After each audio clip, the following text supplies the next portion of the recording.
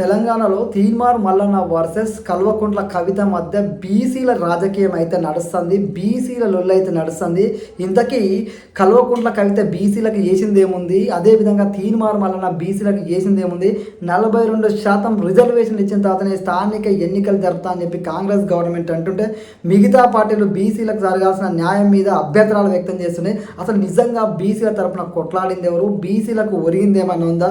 అసలు బీసీల పరిస్థితి ఎట్లుంది తెలంగాణ అనేది ఈరోజు మన టాపిక్లోకి వెళ్ళబోయే ముందు ఒక లైక్ ఇవ్వడం మర్చిపోకండి. వీడియో పూర్తి ఇవ్వండి, మీ విలువైన కామెంట్ని తెలియజేయండి, నచ్చితే సబ్స్క్రైబ్ చేసుకోండి. చలో టాపిక్లోకి వెళ్దాం. ఈరోజు టాపిక్ వచ్చేసి కల్వకుంట్ల కవిత మీద తీన్మార్ మల్లన్న అయితే సంచలన కామెంట్ చేసిండు. కల్వకుంట్ల కవితకి బీసీలకి ఏం సంబంధం, అసలు బీసీల కంచం సోపత ఇంకో సోపత అని చెప్పి తీవ్రంగా తీన్మార్ మల్లన్న కవిత మీద కామెంట్ చేస్తే, ఆ కామెంట్స్కి జాగృతి నేతలు ఏకంగా క్యూనిస్ ఆఫీస్ మీద దాడి చేసిరు. ఆ దాడి ద్వారా ఎవరైతే తీన్మార్ మల్లన్న బాడీ గార్డు ఆయన గాల్లోకి కాల్పులు జరపాల్సి వచ్చింది. ఆ విధమైన పరిస్థితి తెలంగాణలో దాడుల స్థాయికి అయితే రాజకీయం ఎదిగింది. మొత్తానికి బీసీల చుట్టూ రాజకీయం రానున్న రోజులలో జరగబోతున్నట్టుగా స్పష్టంగా కనబడుతుంది. ఎందుకంటే తీన్మార్ మల్లన్న అసలు బీసీలకి కవితకి ఏం సోపతి, అసలు బీసీలకి కవితకి ఏం సంబంధం? ముదిరాజు బిడ్డనా, లేకపోతే గౌడు బిడ్డనా, మరొక యాదవ్ బిడ్డనా, ఎవరి బిడ్డ ఈమెకి ఏం సంబంధం అని సూటిగా ప్రశ్నిస్తుండో, అదేవిధంగా బీఆర్ఎస్ అధికారంలో ఉన్నప్పుడు బీసీల గురించి ఎందుకు మాట్లాడేది, బీసీలకు మీరు చేసింది ఏందని చెప్పేసి కవితని తీన్మార్ మల్లన్న సూటిగా ప్రశ్నిస్తుంటే, బీసీల తరపున నేను కొట్లాడినా, బీసీలకు 42% రిజర్వేషన్ ప్రకటించడానికి స్వాగతిస్తానని కవిత మాట్లాడుతుంది. నిజంగా ఆలోచిస్తే బీఆర్ఎస్ గవర్నమెంట్ ఉన్నప్పుడు కవిత ఎందుకు స్పందించలేదు? అదేవిధంగా తీన్మార్ మల్లన్న పార్టీ కూడా పెడతా అని చెప్పిండు. కాంగ్రెస్ నుంచి సస్పెండ్ అయిన తర్వాత కొత్త పార్టీ కూడా పెడతా అంటుండు, బీసీల కోసం కొట్లాడుతా అంటుండు. మరి ఆయన బీసీల ప్రజలు నమ్ముతారా? అసలు ఈ బీసీల లొల్లంటే ఏంటంటే ఇది రాజకీయ లబ్ధి కోసం జరుగుతున్న లొల్లిగానే మనం చూడాలి. ఎందుకంటే బీసీలను ఇప్పటికే కులాలుగా చాలా రకాలుగా విభజించేసారు. ఒక కులానికి మధ్య భేదాన్ని పెంచేసారు, కులాల మధ్య కుంపడి పెట్టారు, కులాలుగా విభజించారు. ఐక్యమత్యం ఉంటే బీసీలందరూ ఒక తాటి మీద ఉంటే ఎక్కడైనా సరే బీసీలదే రాజ్యాధికారం వస్తుంది, బీసీలే రాజ్యాన్ని వెళ్తారని చెప్పేసి బీసీల మధ్య కులాలుగా అయితే విభజన ఇచ్చేసారు. మన అందరికీ తెలుసు.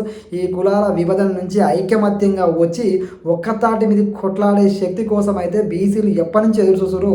బీసీలందరి మధ్య కులాల మధ్య విభజన ఏదైతే ఉందో ఆ దూరమైన రోజున బీసీలు అందరూ ఒక తాటి మీద ఉంటే బీసీలను ఆపటోడు లేడు. బీసీ పవర్ ఎట్లుంటుంది అంటే అట్లుంటుంది. బీసీలకు ఎవడో ఓటు అడుక్కోవాల్సిన అవసరం లేదు. బీసీలు అందరూ ఒక తాటి మీద ఉంటే ప్రతి నియోజకవర్గంలో గెలుపు అనేది నల్లేరు మీద నడిగే అవుతుంది. బీసీలను కొట్టడం లేడు. అలాంటి బీసీలను రాజకీయాలు వచ్చినప్పుడు, ఎలక్షన్స్ వచ్చినప్పుడు ప్రతి ఓడు వాళ్ళకు అనుగుణంగా బీసీలను వాడుకోవడానికి తప్ప బీసీల కోసం కొట్లాడినోడే లేడు. బీసీల కోసం అంతో ఇంత కొట్లాడింది ఎవరైనా ఉండా అంటే ఆర్ కృష్ణయ్య లాంటి వాళ్ళు బీసీల కోసం ఎప్పటి నుంచో కొట్లాడుతూనే ఉన్నారు. అన్ని పార్టీల దగ్గరికి వెళ్తున్నారు. అవసరమైతే ఆయన తగ్గి మరీ బీసీల కోసం కొట్లాడుతున్నారు. అదేవిధంగా ఆయనతో పాటు చాలామంది బీసీ నాయకులు మనకు తెర మీద కనపడకపోవచ్చు కానీ తెర వెనకాల ఎంతో కృషి చేస్తారు బీసీల కోసం. యువకుల దగ్గర నుంచి చాలామంది బీసీ కృష్ణయ్య గారితో పాటు ఫైట్ చేసిన వాళ్ళు చాలామంది, తెర మీద మనకు కనబడిన వాళ్ళు, బీసీల కోసమే ఫైట్ చేసిన వాళ్ళు చాలామంది ఉన్నారు. ఇప్పటికీ బీసీల తరఫున ఇప్పుడు తీర్మానం వల్ల వచ్చి ఒక పార్టీ పెట్టినా బీసీలందరూ కలిసి పనిచేస్తారు, ఇంకొకటి వచ్చి పార్టీ పెట్టినా కలిసి పనిచేస్తారు. అంతేందుకు కల్వకుంట్ల కవిత గారు బీసీయే కాదు, ఆయన ఆమె బీసీ తరఫున కొట్లాడుతుంటే ఆమెకు కూడా మద్దతు తెలుపుతారు. ఇది బీసీ కంటే బీసీలందరూ కులాలుగా ఎప్పుడైతే విడిపోయారో వీళ్ళందరూ కలిసి కట్టుగా ఉంటే ఎవరో మనకు మద్దతు తెలపడం ఏంది. బీసీలందరూ యూనిటీగా ఉంటే బీసీ తరపున ఒక లీడర్ నిలబడితే ఆ బీసీ లీడర్ని ఎంతవరకు గెలిపిస్తున్నారు ఎన్నికలలో? దగ్గరుండి ఓడించేది కూడా బీసీలే. అలాంటిది కాదు, బీసీలు అడుక్కునే స్థాయి కాదు, బీసీలే అధికారం చెలాయించే స్థాయికి రావాలి. బీసీ తలుచుకుంటే ఏదైనా సాధ్యమే. ఎందుకంటే ఎక్కువ జనాభా రాజకీయాల్ని, ప్రభుత్వాన్ని శాసించే శక్తి బీసీల దగ్గర ఉంది. అలాంటి బీసీలలో చైతన్యం లేకపోవడమా అంటే చైతన్యం ఉంది. ఆ చైతన్యం అనేది ఒక యూనిటీ మీదకి రావట్లేదు. కులాలుగా ఎప్పుడైతే విడిపోయారో ఆ కులాలన్నింటినీ యువకులు ప్రతి కులం నుంచి ముదిరాజ్ అయినా, గౌడ్స్ అయినా, కుమ్మరి అయినా, చాకలి అయినా, యాదవ్ అయినా ప్రతి ఒక్కరు ఒక తాటి మీదకి వచ్చి అందరూ యూనిటీగా ఉండి కొట్లాడితే బీసీలని ఎదుర్కొంటూడే లేడు. బీసీల దెబ్బెట్టుంటుందంటే ఆ ప్రభుత్వాన్ని ఏర్పాటు చేసినప్పుడు అర్థమవుతుంది.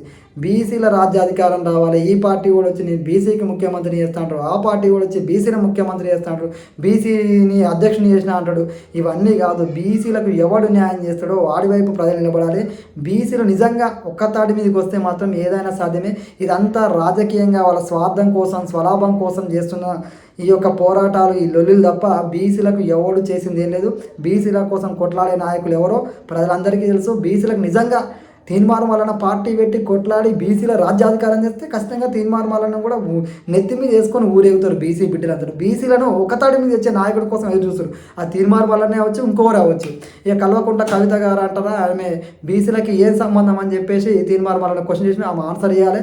అదేవిధంగా గతంలో ఎందుకు బీసీల గురించి ఈమె మాట్లాడదు అది కూడా చెప్పాలి. బీసీల తరపున మాట్లాడడానికి ఆమెకి ఏం హక్కు ఉందనేది కూడా బీసీల తరపున వస్తున్న ప్రశ్న. ఎందుకంటే స్వార్థం కోసం రాజకీయాల కోసం బీసీలు వద్దండి. ఇప్పటిదాకా చాలామంది ఇవన్నీ చెప్పారు, మాటలు విన్నాము.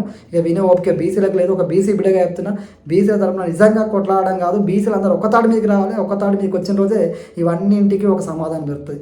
ఈ వీడియో మీకు నచ్చితే 10 మందికి తెలియజేయండి. జై హింద్.